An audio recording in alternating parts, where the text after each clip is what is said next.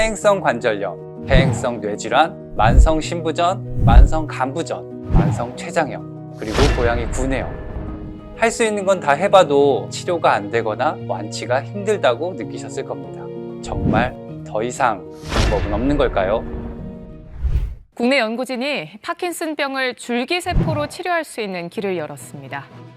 파킨슨병은 한 번에 깨끗이 완치되는 질환이 아니라 꾸준히 약을 복용해야 하는 난치성 질환으로 알려져 있는데요. 바로 이 파킨슨병을 자가줄기세포 치료를 활용해서 합법적으로 치료할 수 있는 길이 열렸다는 보도가 되었습니다. 도대체 자가줄기세포 치료가 무엇이길래 이런 난치성 질환 치료에 사용할 수 있는 걸까요? 줄기세포를 정맥주사로 투여하면 손상된 부위로 스스로 찾아가서 조직을 재생시키고 개선시킨다는 장점이 있습니다. 뿐만 아니라 줄기세포는 항염증 기능과 면역조절 기능을 갖는데요. 체내의 염증을 줄일 뿐만 아니라 면역을 조절할 수 있습니다. 지금까지 500여 마리의 반려동물 환자에게 줄기세포 시술을 해왔는데요. 모든 치료 사례들을 다 소개해드리고 싶지만 오늘은 그 중에서 특별히 기억에 남는 환자들을 소개해드릴까 합니다. 제가 가장 기억에 남는 사례는 6살짜리 골든두들 아이였어요. 이 아이는 저희 병원 줄기세포 치료에서 비교적 초창기 환자였는데요. 이 6살짜리밖에 안 된 아이가 도대체 줄기세포가 왜 필요하지? 이런 생각을 하실 수가 있을 텐데 그 원인은 바로 이 아이의 품종에 있었습니다. 골든두들은 아시다시피 성견이 되면 무려 이제 40kg 정도나 자랄 정도로 상당히 이제 체구가 큰 아이예요. 그러다 보니까 당연히 다리 쪽에 문제가 많이 생길 수가 있는데 특히 이제 고관절에 문제가 많이 생깁니다. 이 아이처럼 이제 40kg이 넘을 정도로 큰 아이들에서는 인공관절을 교체하는 등의 좀 특수한 기법이 필요할 수가 있어요. 하지만 아직까지 국내에서는 인공관절 수술을 할 수 있는 곳이 그렇게 많지가 않고 다른 수술에 비해서 상대적으로 낮은 성공률과 함께 그 비용도 상당합니다. 이미 보호자분들께서도 국내에서 해당 시술이 가능한 거의 모든 병원들을 다 알아보신 상태였지만 이제 긍정적인 답변을 얻지 못하신 거예요. 그래서 이제 수술 외적으로 할 수 있는 다양한 방법을 이미 시도를 하셨어요. 그랬는데 큰 효과를 보지 못하셨고요. 하루가 갈수록 아이의 통증 호소는 심해지고 산책도 못할 정도로 삶의 질이 떨어지다 보니까 보호자분들께서는 무척 상심한 상태셨고 그래서 이제 줄기세포 시술을 결정하게 되었습니다. 우선 처음에는 표준적인 방법으로 한 달 간격으로 총 4회에 걸친 시술을 하기로 계획을 했었습니다. 그 효과는 어땠을까요? 시술을 거듭하면서 처음에는 아이의 통증 호소가 줄어들었고요. 근력이 없어서 항상 후두두를 떨고 주저앉기 일쑤였던 아이가 점차 그런 증상들이 사라졌습니다. 그리고 산책에 불과했던 아이가 점점 산책을 할 수 있게 됐고요. 결과적으로 운동 수행 능력이 높아지면서 같이 병행했던 재활치료의 효과도 상승되기 시작했습니다. 이런 긍정적인 초기 효과에 저희는 자신감을 얻어서요. 보다 이제 줄기세포의 효과를 극대화하기 위해서 아이의 관절낭 내로 직접 줄기세포를 주입하는 방법을 선택했고요. 저희 병원에서 실시하는 한방치료를 접목해서 침을 통한 줄기세포 치료를 같이 접목해보기로 계획을 세웠습니다. 당시까지만 해도 침을 통한 시술은 전 세계적으로 유래를 찾기 어려운 새로운 방법이었습니다. 줄기세포 시술과 재활치료가 시너지를 발휘하면서 아이의 상태는 점점 좋아지기 시작을 했어요. 최종적으로 이 아이는 총 12회까지 시술을 했었고요. 시술이 종료되는 시점에 아이의 상태를 좀 보게 되면 사실 통증을 거의 느끼지 않아서 거의 정상적인 일상생활을 할 수가 있었고요. 파행 정도를 나타내는 파행 스코어라는 게 있어요. 그 점수가 나중에 0점까지 떨어져서 완전히 파행하지 않게 됐었고 치료 초기에 아이의 대퇴부의 근육 둘레가 36cm 정도다가 나중에 시술이 종료되는 시점에는 42cm 정도까지 회복이 돼서 완전히 아프기 전에 정상적인 상태까지 회복되었던 아이입니다. 고양이 구내염 환자 중에 기억에 남는 환자가 한 마리 있습니다. 고양이 구내염은 정말 많은 분들이 고생하시는 질환인데요. 스테로이드 치료나 전발치가 치료 방법이기는 하지만 전발치 이후에도 지속적으로 구강 통증이 유발될 수 있는 질환입니다.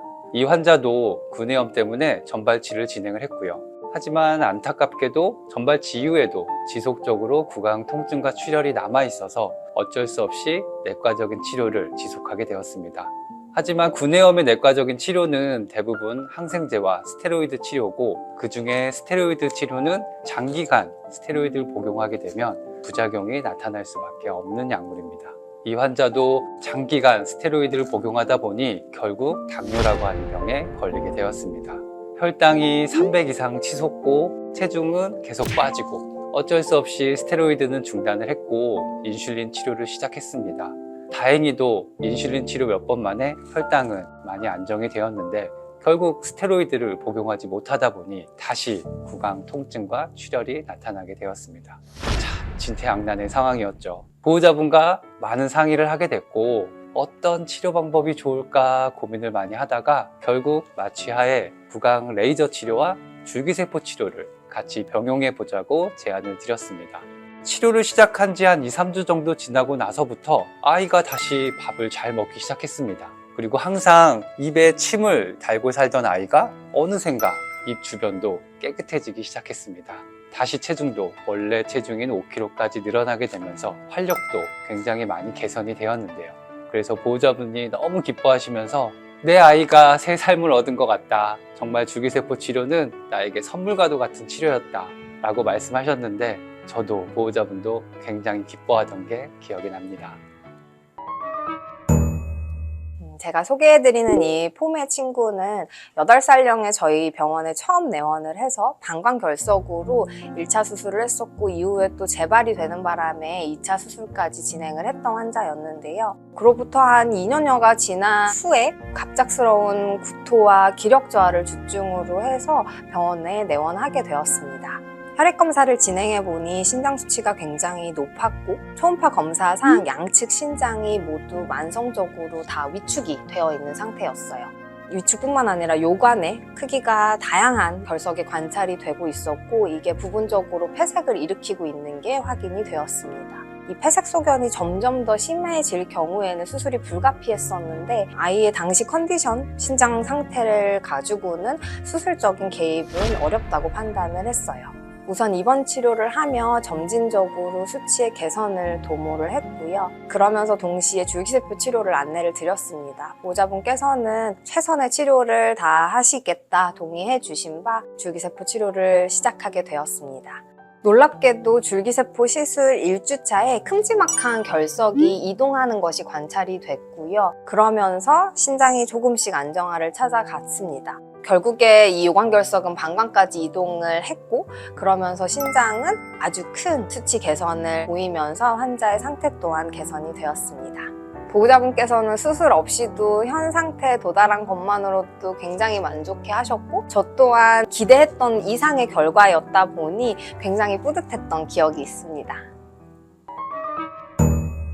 제가 기억 남는 환자 중에 초코라는 아이가 있었습니다. 5살 정도 됐던 닥스훈트 환자였는데 저희 병원으로 오셨을 때 갑자기 산책 중에 뒷다리에 마비가 생기면서 다리를 질질 끈다라는 증상으로 병원에 오셨어요. 역시나 이제 검사를 해봤더니 심부통각도 소실이 되어 있었고 MRI 촬영에서도 심한 척수 손상이 의심이 되고 있었던 환자가 있었습니다. 최근에는 줄기세포 관련된 연구들도 많이 활발해져서 척수 손상이 있는 환자들한테도 줄기세포 치료를 했던 연구들이 많이 있었는데요. 이 연구 결과들을 보면 대부분 유의적인 효과가 있었다라는 결과들이 나왔습니다. 그래서 초코 보호자분께도 초코가 더 잘 회복할 수 있는 방법으로 줄기세포 시술을 안내를 드렸고 평소에 인터넷에서 영구적인 마비 환자들에 대한 사례를 보셨던 보호자분도 다행히 긍정적으로 생각을 하셔서 초코가 디스크 수술을 하면서 손상받았던 척수에 직접 줄기세포 주사도 하고 남은 줄기세포는 혈관으로도 주사를 하는 그런 치료를 이어갔었습니다. 네, 그렇게 수술을 마친 초코는 한 5일째 정도 됐을 때부터 조금씩 신경이 회복되는 게 신경검사상에서 확인이 되었고 한 달 정도 지났을 때는 웬만한 일상생활은 다 가능할 정도로 많이 좋아진 상태를 보여서 보호자분도 그렇고 저도 그렇고 굉장히 기뻐했던 그런 기억이 남습니다. 이번에 제가 소개해드릴 환자는 5살 말티즈 환자인데요. 처음 저희 병원에 내원 당시 다른 병원에서 뇌수막염 진단을 받고 기대 여명이 3개월뿐이라는 절망적인 소식을 듣고 오셨습니다. 아이는 당시에 의식 없이 편축으로 누워서 사지강직과 그리고 전신 발작을 보이는 상태였습니다. 우선 복용하고 있는 약물들을 조정하고 주사제를 보강하였습니다. 이를 통해서 아이는 신경대상은 다소 개선이 되었지만 여전히 의식이 또렷하지 않고 사지강직 증상도 유사하게 관찰되었습니다. 뿐만 아니라 스스로 물을 마시거나 밥을 먹는 게 어려웠기 때문에 살도 계속 빠지고 있었습니다. 그래서 보호자님과의 긴 상의 끝에 줄기세포 치료를 결정하게 되었습니다. 줄기세포 치료를 거듭하면서 약 10주가 경과했을 때 아이는 시후극에서 많은 개선을 보였습니다. 유동식만 먹을 수 있던 환자가 캔사료나 딱딱한 건사료도 먹을 수 있게 되었고요. 활력이 개선되기 시작하면서 스스로 움직임이 많아져서 맞춤형 휠체어를 제작해서 스스로 원하는 장소까지 이동도 가능해졌습니다. 얼마 전에 보호자분께 아이의 안부를 확인해 보니 건강하게 잘 지내고 있다는 소식을 전해주셨습니다.